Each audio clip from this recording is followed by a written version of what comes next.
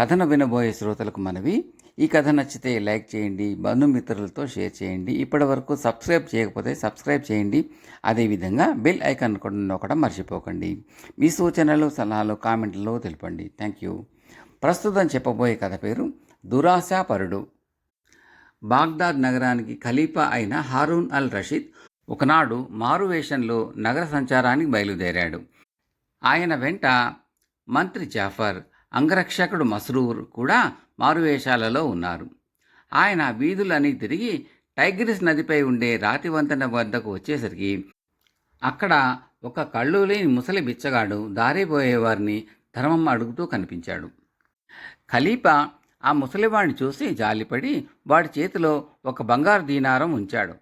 వెంటనే గుడ్డివాడు ఖలీఫా చేయి గట్టిగా పట్టేసి, బాబు, అల్లా మిమ్మల్ని అనుగ్రహిస్తాడు. మీరు మాత్రం నా గూబ మీద ఒక్క దెబ్బ వేసి మరీ వెళ్ళాలి. గుడ్డివాడినని ఏమాత్రం సందేహించకండి అని ఆయన చెయ్యి వదిలిపెట్టి చొక్కా పట్టుకున్నాడు. అయ్యా, పెట్టిన చేత్తో కొట్టడం ఎలా? అందులోనూ నీ వంటి ముసలివాడిని కొట్టితే అల్లా క్షమిస్తాడా అంటూ ఖలీఫా వాడి పట్టు తప్పించుకోవటానికి ప్రయత్నించాడు. కానీ గుడ్డివాడు ఆయనను పోనివ్వక, బాబు, దెబ్బ తినకుండా నేను ధర్మం పుచ్చుకోలేను. నా సంగతి తెలిస్తే మీరు నా కోరిక తప్పక మన్నిస్తారు. దయచేసి ఒక్క దెబ్బ కొట్టి మరీ వెళ్ళండి అన్నాడు. దారిపోయే వారంతా చూసి నవ్వుతారని ఖలీఫాకు బిడియం వేసింది. దెబ్బ కొడితే గాని ముసలివాడు వదిలేటట్టు లేడు. అందుచేత ఆయన ముసలివాడి గూబ మీద ఒక్క దెబ్బ కొట్టి ముందుకు సాగాడు. వెనక నుంచి గుడ్డివాడు ఆయనను ఆశీర్వదిస్తూ ఉండటం వినవచ్చింది. ఖలీఫా జాఫర్తో, ఈ ముసలివాడి కథ ఏమిటో తెలుసుకోవాలని నాకు చాలా కుతూహలంగా ఉంది. నువ్వు వెనక్కి వెళ్ళి రేపు మధ్యాహ్నం రాజభవనం వద్దకు హాజరు కమ్మని నా ఆజ్ఞగా వాడితో చెప్పిరా అన్నాడు. జాఫర్ అలాగే చేశాడు. మర్నాడు మధ్యాహ్న ప్రార్థనలు ముగిసినాక ఖలీఫా దివాన్లోకి రాగానే జాఫర్ ముసలి గుడ్డివాణ్ణి ఖలీఫా సమక్షానికి పిలిపించాడు. ఖలీఫా ఆజ్ఞాపించిన మీద ఆ బెచ్చగాడు తన కథను ఈ విధంగా చెప్పసాగాడు. నా పేరు బాబా అబ్దల్లా. నేను చిన్నతనం నుంచి ఒంటెలు తోలుతూ బతికాను. నేను చూపించిన శ్రద్ధాశక్తుల ఫలితంగా 80 ఒంటెలను సంపాదించుకున్నాను. వాటిని వర్తకులకు, యాత్రికులకు అద్దెకి ఇస్తూ ఏటా మంచి లాభాలు సంపాదిస్తూ వచ్చాను. ఇరాక్లో నాలాగా జీవించేవారు అందరికన్నా నేను ధనికుణ్ణి కావాలని కలలు కంటూ ఉండేవాణ్ణి. ఒకసారి నేను ఇండియాకు రవాణా అవుతున్న సరుకును బస్రా రేవుకు చేర్చడం జరిగింది. బస్రా నుంచి నేను ఖాళీ ఒంటెలతో తిరిగి వస్తూ ఒక నీటి తొట్టె వద్ద ఆగి ఒంటెలకు నీరు పెట్టి భోజనం చేయటానికి కూర్చున్నాను. ఆ సమయానికి ఒక ఫకీరు అక్కడికి వచ్చాడు. ఎడారి ఆచారం ప్రకారం మేము మా ఆహారాన్ని ఒకరితో ఒకరం పంచుకొని భోజనం చేసి అవి ఇవి మాట్లాడుకున్నాం. మాటల సందర్భంలో నేను ఆ ఫకీరుకు నేను కనే కలల గురించి చెప్పాను. అతను నవ్వి, పిచ్చివాడ, అదృష్టం కలిసి వస్తే ఒక్క క్షణంలో నవనిధులు దొరికేటప్పుడు నీవు ధనం గురించి కలలు కొనటం వెర్రి కాదా? భూమి లోపల పాతిపెట్టి ఉండే నిధులను గురించి నువ్వు ఎన్నడూ వినలేదా? నేను నీకు తటస్థపడటం నీ అదృష్టం అనుకుంటాను. నా వెంట రా అన్నాడు. ఇంతకాలానికి నా అదృష్టం పండింది కాబోలును అనుకుంటూ నేను ఆ ఫకీరు వెంట బయలుదేరాను. ఒక గంట కల్లా మేము ఒక సన్నని కనుమలోంచి ఒక లోయలోకి ప్రవేశించాం. ఆ లోయలో ఒక ఎత్తైన కొండ నిటారుగా ఉన్నది. ఇదే మన చోటు. నీ ఒంటెలన్నిటినీ పడుకోబెట్టు. వాటి మీద ధనప మూటలు వేద్దాం అన్నాడు ఫకీరు. నేను ఒంటెలను ఆయత్తం చేసి తిరిగి వచ్చే లోపల ఫకీరు కొండ దిగువన చితుకులు పేర్చి మంట చేశాడు. ఆ మంటలో గుగ్గిళ్ళను చల్లుతూ నాకు అర్థం కాని మంత్రాలు ఏవో చదివాడు. కొద్దిసేపటికల్లా గాలికి గుగ్గిలంపగా విచ్చిపోయేసరికి కొండలో ఉన్న ఒక రాయి రెండుగా విచ్చిపోయి లోపల ఉన్న గుహ నాకు కనబడింది. ఆ గుహ నిండా బంగారు కాసులు, రత్నాల రాసులు ఉన్నాయి. నేను ఆత్రంగా బంగారు కాసుల పైన పడి 2 చేతులా వాటిని తీసుకుని నా వెంట తెచ్చిన సంచిలో పోసుకోసాగాను. ఇది చూసి ఫకీరు, పేదవాడా, నీ ఒంటెలు బంగారం ఎంతని మోస్తాయి? ఆ వెనక ఉన్న రత్నాల రాసులు చూడు. అవి బంగారం కన్నా 100 ఇంతలు బరువు తక్కువ, 1000 ఇంతలు విలువ ఎక్కువ. అందుచేత నీ ఒంటెల మీద వాటిని ఎక్కించుకో అన్నాడు. అది నిజమేనని ఒప్పుకుని నేను సంచుల నిండా రత్నాలు పోసుకుని ఒంటెలపై వేయసాగాను. నేను ఈ పని చేస్తున్నంతసేపు ఫకీరు ఒక పక్కగా నిలబడి నాకేసి చిరునవ్వుతో చూస్తూ ఉన్నాడు. నా పని పూర్తి కాగానే అతను, ఇక మనం ఈ గుహ మూసి వెళ్ళిపోవచ్చు అంటూ అక్కడ ఉన్న ఒక బంగారు జాడీలో చెయ్యి పెట్టి చిన్న భరిణె ఒకటి తీసుకున్నాడు. నా దగ్గర 80,000 ఒంటెలుంటే ఎంత బాగుండేది, 80 ఉండిపోయాయే అని విచారిస్తూ ఆ ఫకీరు ఆ భరిణెను తన చొక్కా లోపల దాచడం గమనించి ప్రశ్నార్థకంగా చూశాను.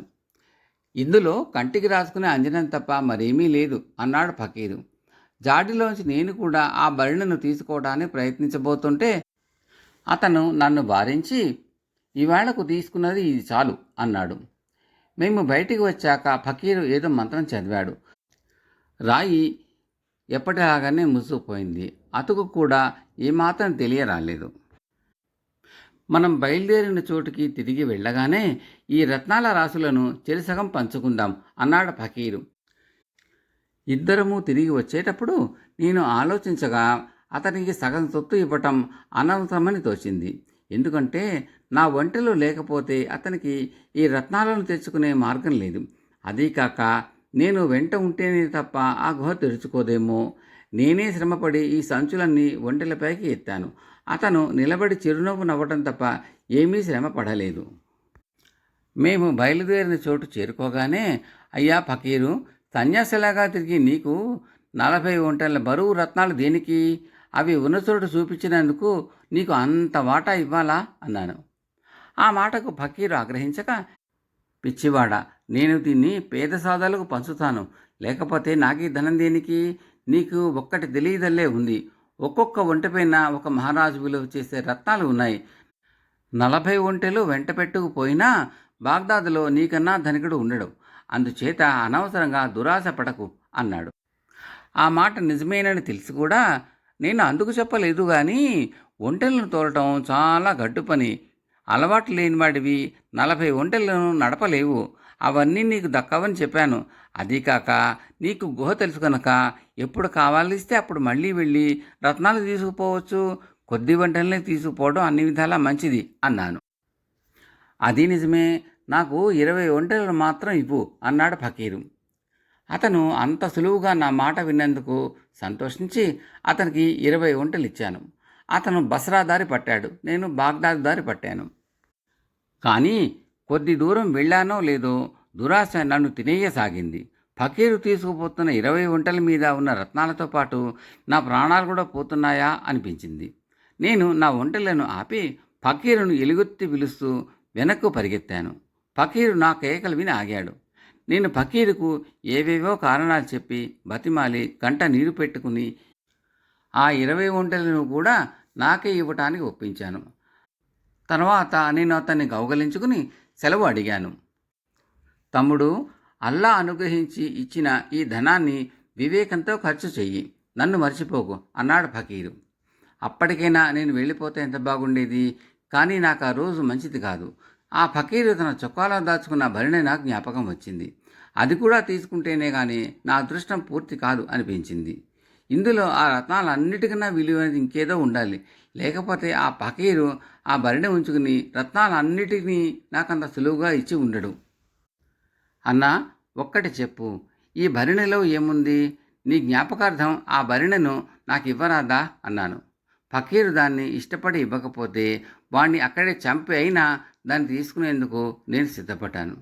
కానీ అతను చిరునవ్వు నవ్వుతూ ఆ భరిణెను నాకు ఇచ్చేసి, ఇందులో అంజనం ఉంది, నా వల్ల ఇంకేమైనా సహాయం కావాల్సి ఉంటే చెప్పు అన్నాడు.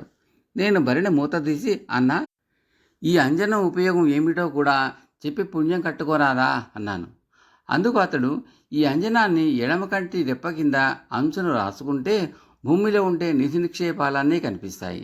దాన్ని కుడి కంటికి రాసుకుంటే 2 కళ్ళు పోతాయి అన్నాడు. ఈ మాట చెప్పి ఫకీరు వెళ్ళబోతూ ఉంటే నేను అతన్ని చొక్కా పట్టి ఆపి, దీని మహత్యం కూడా నీ చేతి మీదుగానే నాకు తెలియచేయి. దీన్ని నా ఎడమ కంటికి కాస్త రాయి అన్నాను. ఫకీరు అంజనం తీసి కొంచెం నా ఎడమ కంటి రెప్ప మీద కంటి చుట్టూరా రాసి, ఇప్పుడు కుడి కన్ను మూసి ఎడమ కన్ను తెరిచి చూడు అన్నాడు. నేను అలాగే చేశాను. నా ఎడమ కంటికి ఎదురుగా ఉండే దృశ్యం కనబడటానికి బదులు భూమిలో, కొండలలో, పెద్ద పెద్ద చెట్ల కింద, సముద్రం అడుగున ఉండే నిధి నిక్షేపాలు కనిపించాయి. గనులలో ఉండే వెండి బంగారాలు, రత్న మాణిక్యాలు కూడా కనిపించాయి. చివరికి కుడికన్ను తెరిచాను. అప్పుడు కానీ నాకు మామూలు దృష్టి తిరిగి రాలేదు. ఈ అంజన ప్రభావం చూశాక దాని గురించి ఫకీరు చెప్పిన రెండో విషయం నాకు అనుమానాస్పదంగా తోచింది. ఒక కంటికి పూసుకుంటే ఇంత అద్భుతమైన దృష్టి ఇచ్చే అంజనం రెండో కంటికి పూసుకుంటే రెండు కళ్ళు పోగొడుతుందని నేను నమ్మలేకపోయాను. నేను నా కుడి కంటికి ఆ అంజనం పూసుకోకుండా చేయటానికే ఆ ఫకీరు అలా చెప్పి ఉంటాడు అని అనుమానించాను. అన్నా, ఈ అంజనాన్ని నా కుడి కంటికి కూడా రాయి, నాకు తెలుసును. అలా రాశావంటే నేను చూసిన నిధులన్నీ నాకు వశమవుతాయి. నన్ను మోసపుచ్చాలని చూస్తున్నావు. నేనంత సులువుగా మోసపోను అన్నాను. ఈసారి ఫకీర్కి నా మీద చాలా కోపం వచ్చింది. నువ్వు నాశనం కోరి తెచ్చుకుంటున్నావు, నేను ఆ పని చెయ్యను, నన్ను వెళ్ళని అన్నాడు అతను. కానీ నేను అతన్ని పోనివ్వక నా కుడి కంటికి కూడా అతని చేత ఆంజనేయం రాయించుకున్నాను. వెంటనే నా రెండు కళ్ళు పోయాయి. నా దృష్టి నాకు తిరిగి ఇవ్వమని ఎంతో వేడుకున్నాను. కానీ ఆ ఫకీరు జవాబు చెప్పకుండా నా 80 ఒంటెలను తోలుకుని వెళ్ళిపోయాడు. నేను అక్కడే ఉండిపోయాను. మర్నాడు అటుగా ఒక బిడారు వచ్చి నన్ను బాగ్దాద్ చేర్చింది. ఆ రోజు మొదలుకొని నేను బిచ్చగాడుగా బతుకుతున్నాను. నాకు ధర్మం చేసిన ప్రతివాడి చేత చెంపదెబ్బ తినడం నేను ఒక నియమంగా పెట్టుకున్నాను. ఈ కథ విని ఖలీఫా, బాబా అబ్దల్లా, నీ దురాశకు తగిన శిక్ష అదివరకే అనుభవించావు. ఇక బిచ్చం ఎత్తకు. నేను నీకు రోజు 10 దిరాములు ఇప్పిస్తాను. బతికి ఉన్ననాళ్ళు నీ పోషణ జరిగేటట్టు చూస్తాను అని చెప్పి ఆ ప్రకారమే గుడ్డి బిచ్చగాడికి భరణం ఏర్పాటు చేయించాడు. ఆ తర్వాత అతను చాలా కాలం సుఖంగా జీవించాడు. కథ సమాప్తం.